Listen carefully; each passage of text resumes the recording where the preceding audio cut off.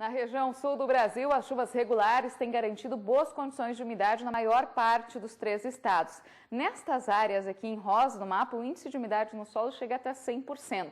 Apenas em algumas áreas entre o sul e leste gaúcho é que a situação é crítica e falta umidade no solo, especialmente para pastagens. Agora, para os próximos 5 dias, a expectativa é que áreas de instabilidade se espalhem pelo interior da região sul e voltem a trazer chuvas mais generalizadas.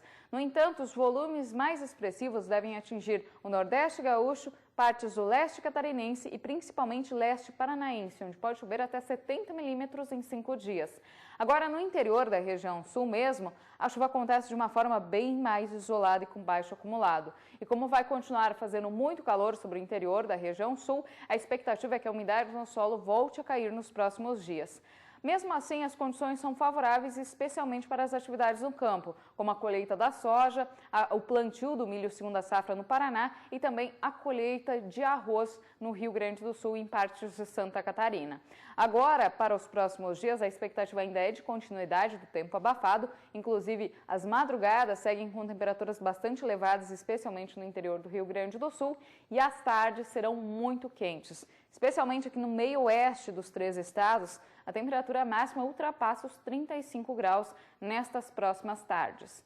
Ao longo da próxima semana, mais uma vez, há a expectativa de chuva generalizada sobre a região sul, mas com maiores volumes de água apenas em algumas áreas aqui entre Santa Catarina e Paraná.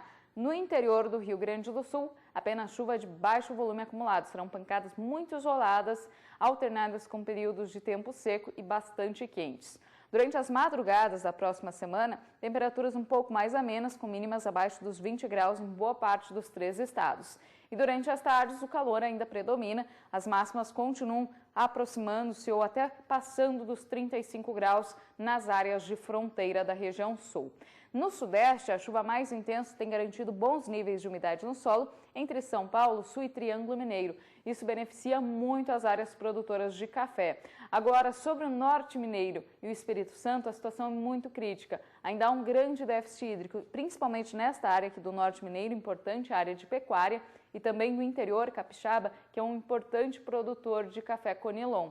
Por enquanto, a chuva não tem se regularizado, até choveu bem no início de fevereiro, só que a chuva parou e o solo voltou a secar sobre essas áreas. Agora, para os próximos dias, há previsão para uma mudança no padrão, vai voltar a chover em boa parte do sudeste, só que a chuva não será tão significativa nestas áreas que estão mais secas. Os maiores volumes de água são esperados justamente para as áreas que já estão mais encharcadas, entre o interior de São Paulo, Sul e Triângulo Mineiro. Algumas cidades podem receber até 70 milímetros em 5 dias. Nas próximas madrugadas, temperaturas amenas em boa parte da região sudeste, mínimas chegando até 13 graus aqui no sul mineiro e tardes ainda de bastante calor, principalmente no oeste de São Paulo, no norte de Minas Gerais, no Rio de Janeiro e no Espírito Santo, as temperaturas facilmente passam dos 30 graus. A temperatura fica um pouco mais amena aqui na metade sul de Minas Gerais e algumas áreas do Nordeste paulista. Durante a próxima semana, a expectativa é que a chuva venha com mais intensidade de forma mais abrangente sobre o Sudeste. Inclusive, a chuva forte chega até as áreas mais secas de Minas Gerais e do Espírito Santo. Pode chover em torno de 50 milímetros nesta área mais escura do mapa. E a chuva se estende também para as demais regiões com volumes significativos, garantindo boas condições de umidade no solo. Isso beneficia principalmente aquelas áreas que vão plantar o milho segunda safra. Agora, durante as madrugadas da próxima semana, a gente observa que as temperaturas não variam muito, principalmente no interior da região, temperaturas bem amenas. E durante as tardes, o calor predomina mais aqui no norte mineiro, na faixa leste da região, extremo oeste de São Paulo. Sobre o centro-oeste do Brasil, tem chovido muito nesses últimos dias, especialmente em Mato Grosso, que tem comprometido as atividades no campo. Isso se reflete também na umidade no solo, que chega até 100% em toda esta área rosa no mapa, que cobre o estado mato-grossense, partes também do estado de Goiás e de Mato Grosso do Sul. A situação é um pouco mais crítica aqui no sudoeste de Mato Grosso do Sul.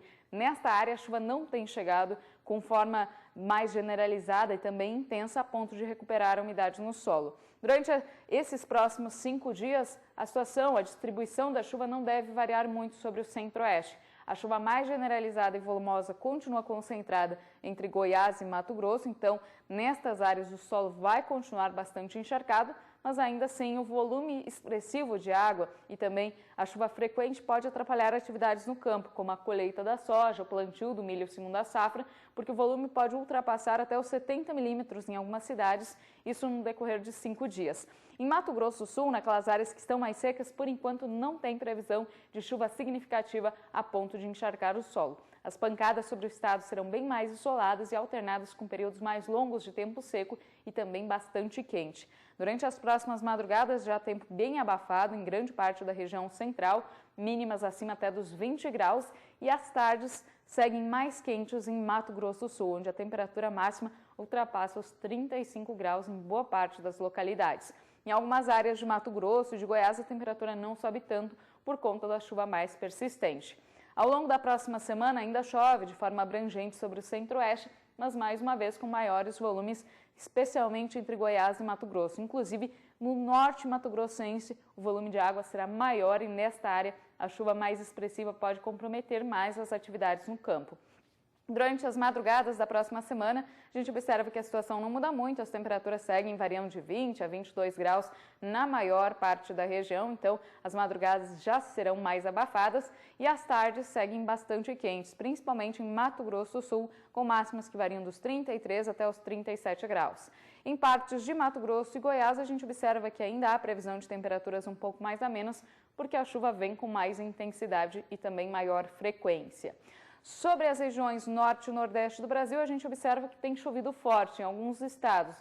Nesta área rosa, no mapa que vai desde o Amazonas até o interior do Piauí, o solo encontra-se com níveis de umidade de até 100%.